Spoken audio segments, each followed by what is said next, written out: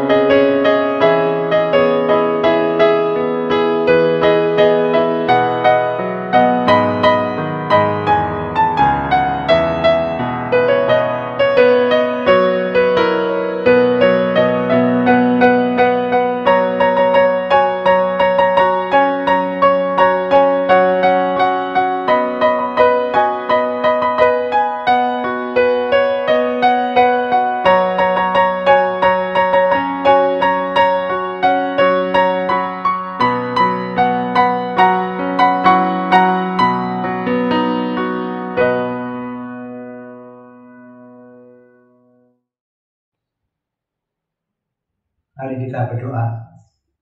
Ya Tuhan, kami mau beribadah malam hari ini selaku kaum Bapa. Anugerahkanlah kepada kami sukacita dan semangat untuk berbakti dan kerinduan serta kehausan merenungkan firman-Mu. Berkatilah ibadah kami ini di dalam nama Allah Bapa, Yesus Kristus dan Roh Allah yang kudus. Amin. Bapak-bapak yang kasih Tuhan, mari kita memuji Tuhan dari nyanyian umat. Tuhan adalah Gembalaku, bait 1 dan 2.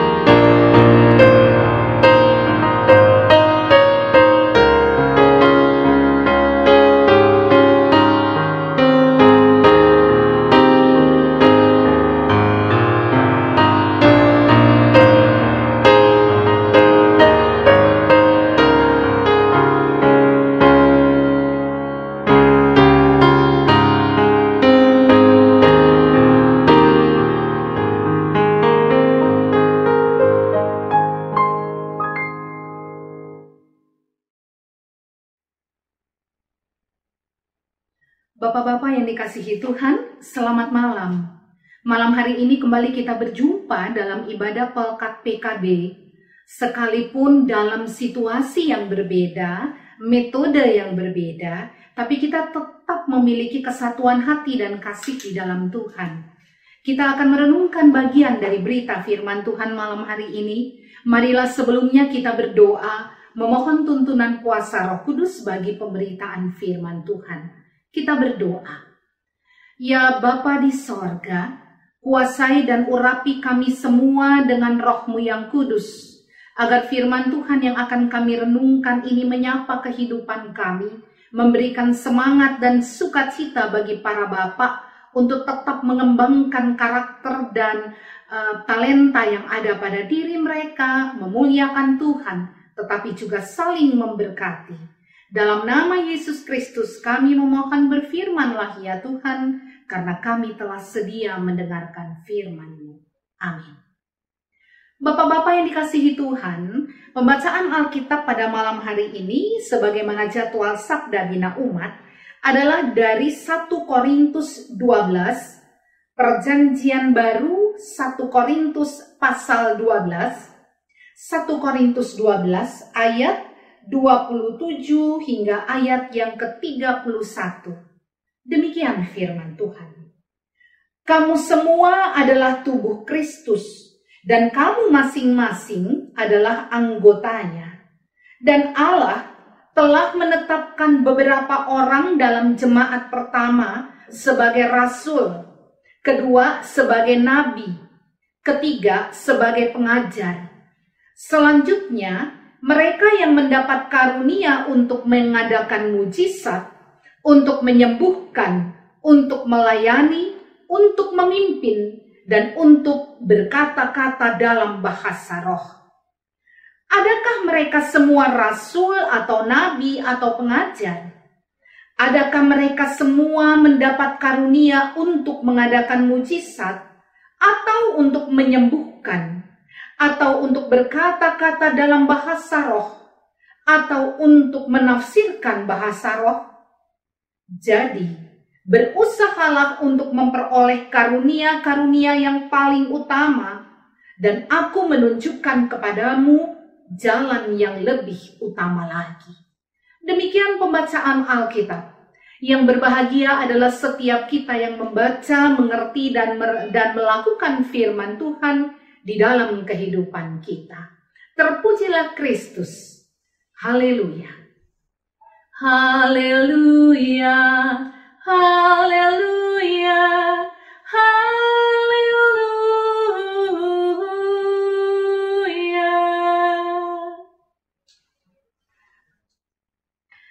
Bapak-bapak yang dikasihi Tuhan, baik bapak-bapak di GPIB Jemaat Jurangmangu ataupun bapak-bapak yang berada dimanapun yang mungkin malam hari ini atau pagi hari esok ikut menonton dan mengikuti ibadah pada saat ini. Tema yang diberikan oleh Sabda Bina Umat adalah hidupkan talenta dan karunia. Pada suatu hari, ada seorang pendeta yang sangat prihatin pada jemaatnya, salah seorang jemaatnya. Bapak-bapak, biasanya bapak ini rutin beribadah, ya, dan dia selalu bukan hanya beribadah, tapi dia juga rajin menyalami orang-orang, sehingga orang-orang semua ketika bapak ini tidak hadir di gereja merasa kehilangan. Setelah beberapa kali dalam ibadah minggu Pak Pendeta lihat bapak ini tidak hadir, Pak Pendetanya memutuskan untuk pergi ke rumah si bapak, mengunjungi beliau dan mengetahui apa sebenarnya persoalan beliau. Dan ternyata bapak tersebut atau pria tersebut tidak sakit. Pada saat Pak Pendeta datang, dia membuka pintu, dia tersenyum pada Pak Pendeta, salaman, dan dia kembali. Kemana? Ke ruang tamunya dia duduk dan hanya melihat ke arah perapian. Ya, api, karena ini di Eropa sehingga udaranya dingin, harus ada api yang bernyala di dalam rumah untuk memanaskan tubuh. Pria ini duduk dan hanya melihat ke arah api. Pak Pendeta bertanya, dia diam saja. Akhirnya Pak Pendeta memutuskan juga untuk diam. duduk di samping bapak itu dan sama-sama menatap ke arah perapian. Tidak lama kemudian, Pak Pendeta berdiri, mengambil penjepit kayu bakar yang biasanya dipakai di perapian, kemudian menjepit salah satu kayu yang bernyala-nyala warna merah, mengeluarkan dari kelompok teman-temannya api yang menyala ini, meletakkan di tempat jauh dari api. Pak Pendeta taruh lagi jepitannya dan kembali duduk. Terus melihat ke arah perapian sama dengan bapak yang duduk di sebelahnya. Setelah beberapa lama, Pak Pendeta kemudian menepuk pundak si bapak, melihat jam, dan dia berdiri menuju ke pintu. Ketika sudah beberapa langkah Pak Pendeta berjalan menuju pintu, dia balik lagi. Dia ambil penjepit kayu, melihat ke arah kayu yang ketika dipisahkan lama-kelamaan baranya habis dan tinggal seonggok kayu berwarna hitam. Pak Pendeta jepit, memasukkan lagi ke dalam bara. Dan tidak lama, kayu hitam itu mulai membara lagi. Pak Pendeta taruh jepitannya dan dia jalan menuju ke pintu. Tidak lama, pria itu ikut berdiri dari kursi. Ketika Pak Pendeta sudah sampai di pintu, dia panggil Pak Pendeta dengan tersenyum. Dia menjabat tangan Pak Pendeta dan dia katakan, "Terima kasih Pak Pendeta untuk khotbahnya. Sampai jumpa hari Minggu. Saya akan masuk gereja lagi." Bapak-bapak yang dikasihi Tuhan, Pak Pendeta itu tidak berkhotbah dengan kata-kata seperti saya. Tapi apa yang Pak Pendeta itu khotbahkan dalam diamnya. Ketika Pak Pendeta berdiri, menjepit kayu yang membara tersebut, meletakkan di luar kelompoknya, membiarkan kayu itu menghitam kembali, tidak bernyala lagi, kemudian menjepit kayu itu dan meletakkan kembali bersama dengan kayu-kayu yang lain di dalam bara, dan kayu itu kembali membara. Itu adalah khotbah. Pak Pendeta ingin menyampaikan kepada pria tersebut, ketika engkau keluar dari persekutuan, sadarlah ada dua hal yang terjadi. Engkau akan menjadi dingin, ya, tidak lagi membara.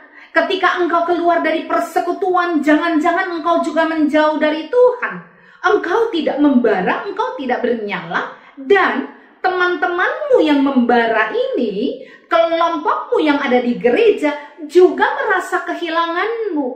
Bukan hanya kau yang rugi, tapi mereka yang ada dalam kelompok persekutuan gereja juga rugi.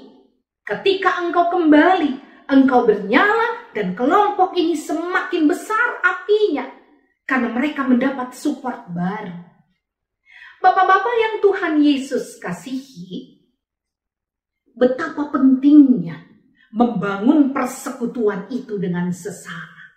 Di sekitar kita, bapak-bapak mungkin melihat sesama bapak-bapak yang merasa tersisih, terbuang, tidak dipedulikan, atau bahkan menunggu waktu untuk mati saja.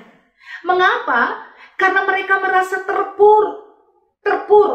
Karena mereka merasa bukan siapa-siapa. Mereka mungkin bara yang dingin ini, bara yang menjauh dari persekutuan. Kenapa? Mereka merasa mereka berbeda dari teman-temannya.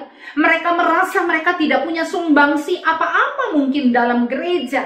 Mereka merasa ada yang aneh dalam persekutuan berjemaat, sehingga mereka memilih untuk keluar. Dan orang-orang seperti ini harus dirangkul. Mereka tidak sadar bahwa ketika mereka menjauhi persekutuan, mereka pun merasa ada yang salah pada diri mereka. Mereka merasa terbuang. Mereka menjadi dingin, tidak membara lagi. Sehingga kembali pada persekutuan itu penting. Dan bapak-bapak yang Tuhan Yesus kasihi, siapapun tidak harus dalam jemaat sendiri, tetapi mereka harus merasa adalah bagian dari persekutuan. Bukan hanya orang-orang anggota jemaat, Tetapi siapapun yang bapak-bapak lihat di sekitar bapak-bapak, kalau mereka tersisih, maka kita harus hadir memberikan semangat, motivasi, penguatan pada mereka. Bu Pendeta, lagi PSBB, nggak boleh mendekati mereka, bisa WA. Tanya, Pak, apa kabarnya? Pak, lagi buat apa? SMS, telepon, ya. Berikan penguatan. Mungkin dia perlu teman untuk curhat, tidak bisa bicara dengan istrinya. Dia butuh orang lain untuk bicara. Persekutuan itu penting dalam perikop kita ini. Paulus mau mengatakan bahwa persekutuan itu bukan hanya dilihat dalam kebersamaan ketika kumpul di sebuah tempat ibadah, di gereja, tetapi persekutuan itu juga harus saling memberkati. Topik tentang perpecahan muncul dari konflik internal jemaat. Jadi, kenapa sampai Paulus berbicara tentang persekutuan? Karena kalau kita baca dalam 1 Korintus 1 sebelumnya ya, perikop yang jauh sebelum pasal 12 ini, Paulus berbicara tentang konflik internal yang terjadi dalam jemaat. Masalah mereka bukan datang dari luar, tapi di internal mereka sendiri. Ada yang mengatakan, kami ini golongan Paulus. Mereka merasa diri mereka yang paling penting, sebab Pauluslah yang membangun jemaat Korintus. Jadi jemaat-jemaat yang lain, lihatlah pada kami. Kami ini pengikut sejati Paulus. Sementara itu ada kelompok lain yang tidak mau kalah juga. Kami kelompok Apolos. Kenapa Apolos? Dia orang cerdas. Kalau dia khotbahnya sangat bernas, sangat dalam, menyentuh, tetapi juga menggugah jemaat untuk melakukan sesuatu dalam kehidupan gereja. Khotbah yang paling penting. Ini kelompok Apolos. Kami pengikut Apolos. Ada juga yang mengatakan kami pengikut dari Kefas. Siapa Kefas? Nama lain dari Petrus. Mengapa mereka mengikuti Petrus? Karena Yesus pernah berkata, di atasmu aku akan mendirikan jemaatku. Yesus tidak berkata di atas diri Petrus, tetapi di atas pengakuan Petrus bahwa engkau Mesias, anak Allah yang hidup. Yesus katakan, yes, di atas pengakuanmu itu gerejaku akan berdiri. Dan kelompok ini mengatakan gereja ini hanya bisa ada karena Petrus. Kelompok Petrus harus dihargai. Ada kelompok lain lagi, ada kelompok Kristus namanya. Kelompok ini mengatakan, kalau dalam 1 Korintus 1 kita baca, pengalaman-pengalaman iman, pengalaman-pengalaman spiritual itu hal yang penting. Orang yang pernah punya penglihatan, orang yang mengalami kuasa Allah dengan mujizat. Ini kelompok lain lagi. Dan mereka mengatakan kami yang paling penting, ayo ikut kami. Ada 4 kelompok besar yang Paulus lihat pada saat itu. Dan Paulus katakan kepada mereka, apakah Kristus terbagi-bagi? Kristus itu cuma satu. Tidak pernah Paulus membaptis dalam nama Paulus atau Petrus atau Apolos. Paulus membaptis dalam nama Yesus. Yesus itu cuma satu. Jadi dalam pasal 12 ini, Paulus mau mengatakan, mengandaikan sebuah kesatuan utuh dalam Kristus bagaikan tubuh manusia. Tidak terpisahkan. Kita tidak bisa mengatakan begini. Karena saya banyak duduk, ya, tidak kerja, tidak jalan kemana-mana, banyak duduk di rumah. Udah kaki simpan dulu deh, tangan yang paling penting. Jadi tangan terus yang mau saya pakai. Udah kaki kau tinggal aja di kamar. Nggak bisa. Kalau kita mau tidur misalnya udah ngantuk sekali, menuju ke kamar, kita nggak bisa bilang begini, kerjaanku belum selesai, udah tangan kau terusin aja kerjaanku. Kaki kamu temenin tangan deh. Nggak bisa. Paulus berbicara yang namanya persekutuan itu seperti tubuh terikat erat dan tidak mungkin terpisahkan. Bapak-bapak yang Tuhan Yesus kasihi, dalam pasal 12 ini Paulus katakan, Allah tidak pernah menganak emaskan, mau itu Paulus, mau itu Kefas, mau itu Apolos. Tidak pernah Allah menyebutkan atau Yesus menyebutkan bahwa ini orang yang paling penting di antara yang lain. Paulus nomor 1, tidak pernah. Yang ada adalah keluhan Paulus.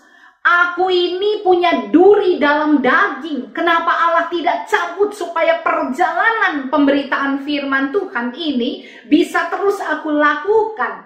Duri adalah penyakitnya. Tidak pernah Allah katakan, karena kau istimewa, kau gak akan sakit-sakitan. Karena kau istimewa, kau tidak akan terganggu oleh corona. Kau tidak akan mengalami yang berat. Tidak ada. Allah tidak pernah mengatakan begitu. Khususnya untuk jemaat Korintus, Allah katakan apa? Allah tidak pernah menganak emaskan. Hanya ada jabatan-jabatan tertentu dan karunia-karunia yang diberikan pada mereka itu. Apa saja Paulus katakan di sini? Ada orang yang punya karunia menjadi rasul, apostolos. Mereka ini kita kenali dalam diri 12 rasul, murid Yesus. Tapi ada rasul-rasul yang lain. Apa bedanya? Yang kedua, Yesus sebut nabi. Apa bedanya rasul dengan nabi? Kalau rasul itu, umumnya mereka berjalan pergi ke tempat-tempat yang belum mengenal Yesus. Bahkan di luar daerah-daerah Yahudi untuk memberitakan tentang Yesus Kristus. Mereka melakukan penginjilan. Membawa orang-orang yang tidak pernah mendengar nama Yesus untuk menjadi pengikut Yesus. Itu rasul. Sedangkan nabi adalah pengkhotbah, pemberita firman. Khusus untuk orang-orang yang sudah mengenal Yesus. Orang-orang Yahudi yang pernah mendengar bahwa Allah akan mengaruniakan juru selamat. Ini tugas nabi. Dia berbicara membawa firman Allah. Apa yang Allah kehendaki itu disampaikan para nabi. Paulus katakan, ada yang punya karunia rasul, ada yang punya karunia nabi, ada yang jadi pengajar. Orang-orang yang sudah beriman ini, mereka harus diperdalam lagi pengetahuan dan pengenalan mereka tentang Yesus. Ini guru atau pengajar. Jadi Paulus katakan, tidak semua orang itu bisa menginjil seperti rasul. Tidak semua orang punya kemampuan menyampaikan firman. Tidak semua orang punya karunia sebagai pengajar. Selain itu, kata Paulus, bukan hanya ada itu saja. Tapi ada orang-orang yang punya karunia melakukan mujizat, karunia menyembuhkan, karunia melayani, karunia berbahasa roh. Itu beberapa di antara begitu banyak karunia, karismata, talenta yang diberikan Allah dalam kehidupan umat. Dan ingat, karunia boleh berbeda-beda, tubuh hanya satu. Dan melalui ini Paulus mau katakan apa?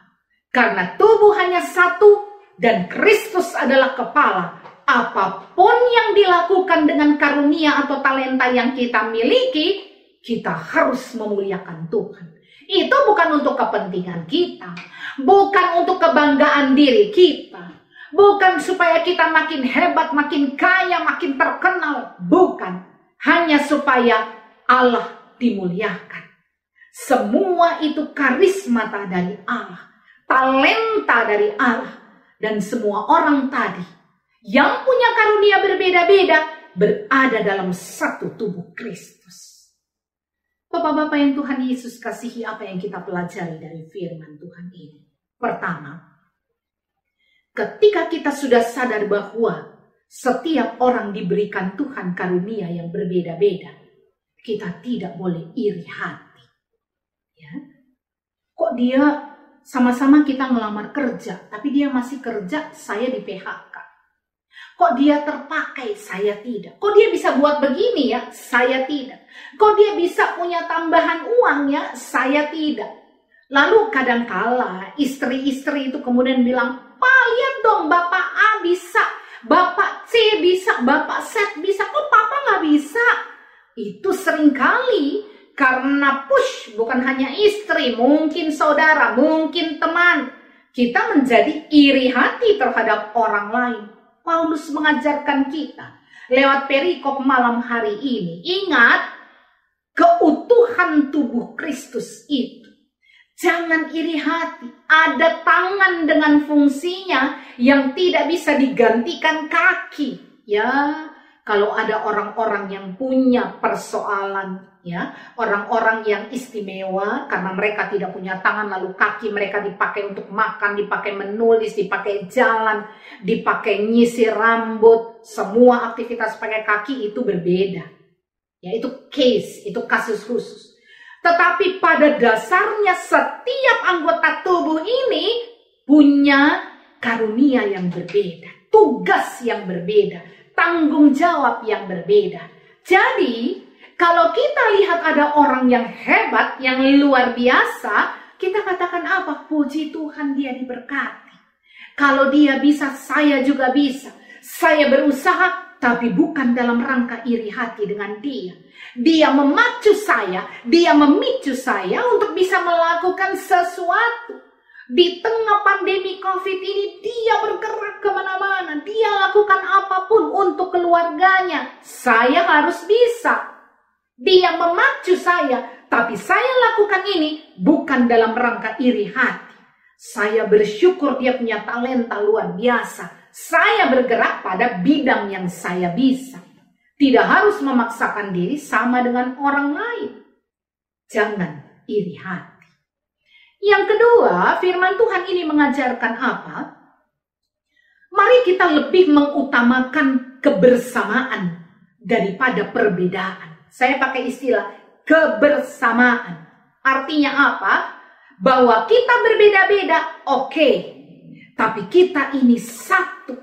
Sehingga kita belajar untuk saling menghargai. Bukan perbedaannya yang kita lihat, tapi kebersamaan itu yang menjadi hal utama.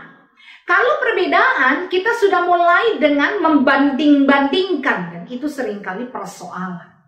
Tetapi kalau bicara tentang kebersamaan, ada sebuah kesadaran bahwa kami ini berbeda-beda. Tapi kami ada di dalam Kristus yang sama. Sehingga saling memotivasi, saling mendukung, saling menguatkan, saling memberi nasihat, bimbingan, dan tidak merasa kecil hati atau tersinggung dengan masukan yang diberikan orang lain. Bapak-bapak perlu punya network, ya, punya teman. Sekarang ini memang kita tidak bisa berkumpul dalam satu tempat. Tapi mari kita membiasakan diri dengan situasi yang ada sekarang. Katakanlah ada pengumuman 1 Juli kemungkinan gereja akan atau tempat rumah-rumah ibadah akan dibuka. Tetapi kondisi tetap tidak akan sama seperti semula. Sampai obat ditemukan, ya vaksin ditemukan untuk corona ini, kita masih harus tetap pakai masker, tetap jaga jarak, tetap rajin cuci tangan. Berarti di gereja kita tidak bisa lagi duduk dekat-dekatan. Kita harus menjaga jarak satu dengan yang lain. Kita tidak akan salaman lagi. Tidak ada cipika-cipiki di gereja. Tidak akan ada lagi kontak-kontak fisik yang dilakukan. Jadi kita harus membiasakan diri dengan situasi COVID. Nah, dengan kondisi seperti itu, maka apa yang kita lakukan? Mari kita belajar untuk membangun relasi memakai teknologi yang ada di tangan bapak-bapak. Bangunlah komunikasi satu dengan yang lain. Apa yang bisa kita bantu? Apa yang bisa kita tolong? Mohon maaf, misalnya ya, ada jemaat yang punya lahan besar, rumputnya tidak dipotong karena tukang rumputnya itu entah di mana sekarang, pulang kampung mungkin. Bapak-bapak kan tahu, WA, Pak, perlu potong rumput enggak? Saya bisa bantu. Pak, boleh ngecat pagar? Pak, boleh ini itu. Kita bergerak dalam rangka apa? Mencari network, mencari teman. Bukan hanya berteman biasa, tapi kita melakukan sesuatu. Dan bapak-bapak, percaya, ketika yang ada di kepala kita adalah hal positif, dalam rangka saling membantu, saling menguatkan, saling memotivasi, maka kita menolong orang lain, tapi orang itu pun tertolong dan mau melakukan sesuatu. Ini pentingnya network, pertemanan. Bagaimana saya bisa tahu dia perlu potong rumput? Bagaimana saya bisa tahu pagernya mau dicat? Bagaimana saya bisa tahu ini lebaran, kemudian mbak mungkin yang ada di rumah pulang kampung, lalu keluarga itu menjadi sulit. Bapak-bapak, tidak harus yang membantu itu seorang perempuan. Saya bisa menawarkan, misalnya ibu kalau perlu ke pasar saya mau belanjain, ya, atau datang ke keluarga atau lewat WA. Kalau perlu belanja saya bantuin belanja. Dari situ keluarga yang kita bantu tidak mungkin hanya terima dan tidak memberikan sesuatu bagi kita. Karena kita juga mengeluarkan energi. Hal-hal seperti itu, bapak-bapak yang Tuhan Yesus kasihi, bisa kita bangun. Ya. Orang butuh beras, kita cari tempat yang harga murah, gula tempat yang harga murah, kita tawarkan. Sudah ada beberapa di antara jemaat kita yang melakukan hal seperti itu. Luar biasa. Dan kita bisa di bidang yang lain, aquakah atau yang lainnya. Mari kita bangun pertemanan, bangun network, supaya dalam kebersamaan kita bisa tetap membangun kehidupan kita. Yang ketiga, bapak-bapak kekasih Tuhan, pelajaran buat kita.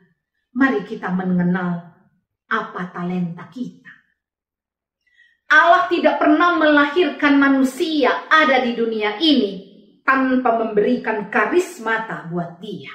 Karunia, talenta khusus yang berbeda dari orang lain. Allah selalu melahirkan manusia dengan satu paket. Yang ada adalah kita tidak tahu apa talenta kita. Bagaimana cara mengetahui talenta kita? Bapak-bapak rata-rata usia 35 tahun. Mungkin ada di antara bapak-bapak yang sudah 70-80 tahun. Ya, range usia kita cukup jauh, bapak-bapak ini. Kita mengerjakan dan punya pengalaman banyak hal. Dalam proses pengalaman itu, saya kenal diri saya. Masing-masing bapak-bapak pasti mengenal, oh saya ternyata bisanya ini. Saya ternyata bisanya itu. Saya bisa lakukan ini. Kenali talenta bapak-bapak. Bersyukur karena Tuhan berikan itu. Tapi saya nggak pengen yang ini, saya pengen yang lain. Manfaatkan apa yang Tuhan berikan dengan optimal. Sehingga nama Tuhan boleh semakin dimuliakan. Dan berbahagialah karena Allah tidak pernah salah pilih orang.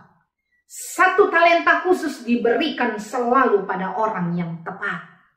Pakai itu dengan optimal demi kemuliaan Tuhan. Selamat malam, Tuhan memberkati bapak-bapak sekalian. Terpujilah Kristus. Amin. Kita masuk dalam saat teduh. Dan di saat teduh ini, bapak-bapak bisa memberikan persembahan syukur. Bapak-bapak bisa masukkan dalam amplop atau transfer pada nomor rekening yang ada di layar handphone atau televisi atau laptop bapak-bapak.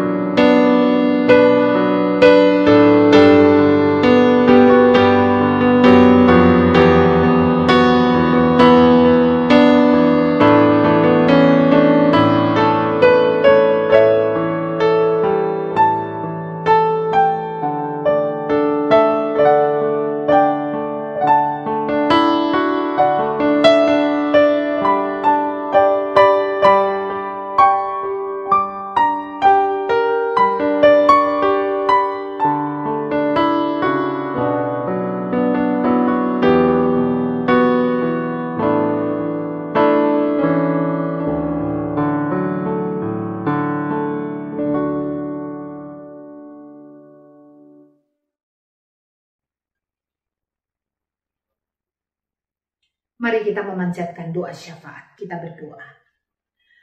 Ya Tuhan, kami bersyukur karena sebagai bapak-bapak, baik kami sebagai ayah, opa, suami, om, kami boleh beribadah, bersekutu malam hari ini.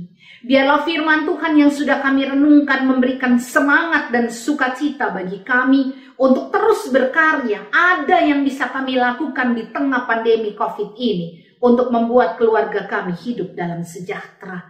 Menunjukkan apa yang kami mampu dan saling memotivasi, saling menolong satu dengan lainnya. Ya Tuhan, malam hari ini kami berdoa. Memohon Tuhan menolong bangsa kami Indonesia supaya segera lepas dari rantai COVID-19 ini.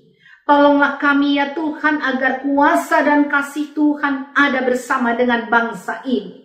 Kami percaya Tuhan obat COVID atau vaksin COVID yang sedang diteliti, diuji cobakan saat ini pada satu saat akan segera keluar dan semua akan bebas. Sekarang ini berikan kami semua disiplin untuk menjaga diri supaya tidak menularkan dan tidak tertular virus jahat ini.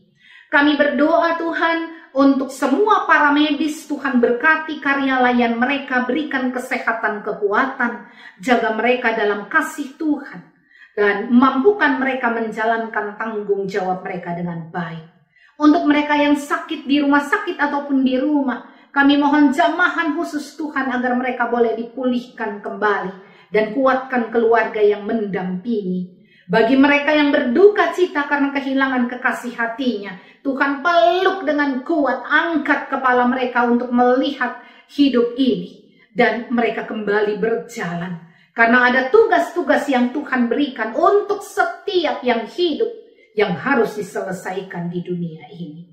Kami berdoa untuk GPIB Jemaat Jurangmangu, Tuhan memberkati pelayanannya. Dan kami berdoa khusus untuk persekutuan kaum bapak GPIB Jemaat Jurangmangu.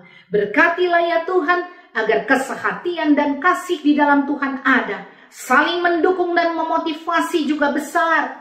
Dan kami percaya dalam nama Yesus, ketika Tuhan hadir di antara kami, bapak-bapak boleh saling memotivasi diri sendiri dan di antara bapak-bapak, maka persekutuan PKB dari GPIB Jemaat Jurangmangu ini akan hidup.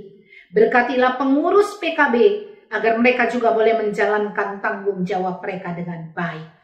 Jamahlah yang sakit ya Tuhan dalam nama Yesus agar boleh disembuhkan kembali. Kuatkan iman percaya kami semua bahwa kami dalam sukacita bersama Tuhan.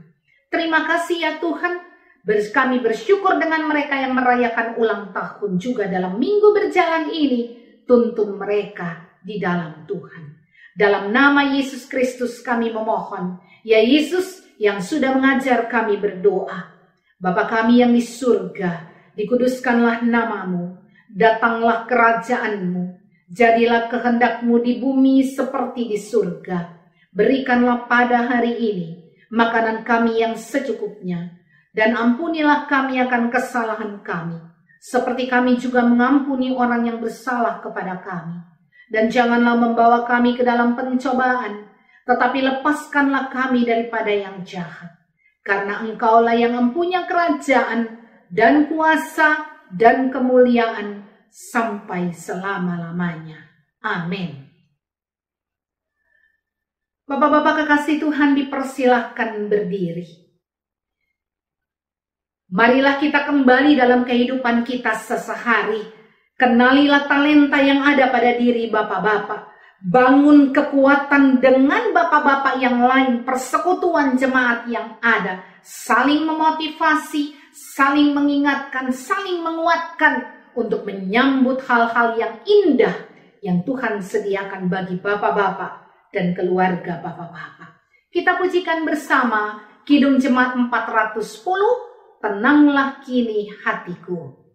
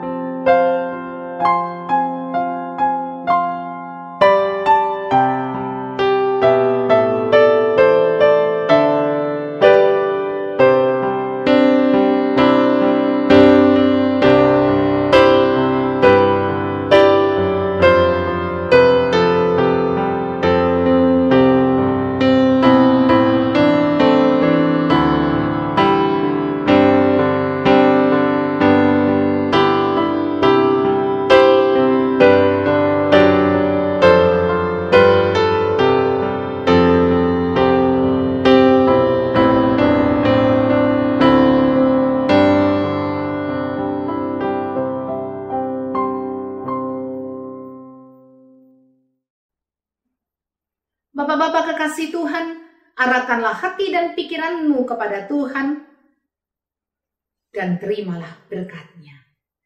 Kasih karunia Tuhan Yesus Kristus dan kasih Allah dalam persekutuan Roh-Nya yang kudus menyertai bapak-bapak sekalian beserta isi rumah tanggamu masing-masing dari sekarang sampai selama-lamanya.